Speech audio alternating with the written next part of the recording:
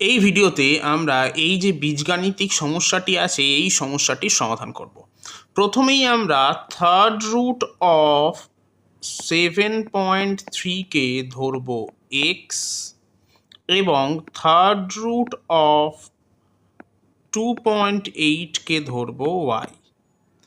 তাহলে সমস্যাটির আকার হবে এই রকম যে x minus y into x square plus, এখন 20.44 এটা পাওয়া যাবে যদি আমি 7.3কে 2.8 দিয়ে মাল্টিপ্লাই করি। তাহলে আমি এই অংশটাকে লিখতেই পারি এক্স ওয়াই এবং লাস্ট যে অংশটা আছে এটা হবে ওয়াই স্কোয়ার। এখন আমরা জানি যে x minus y into x square plus x y plus y স্কোয়ারের সূত্র হলো x cube minus y cube.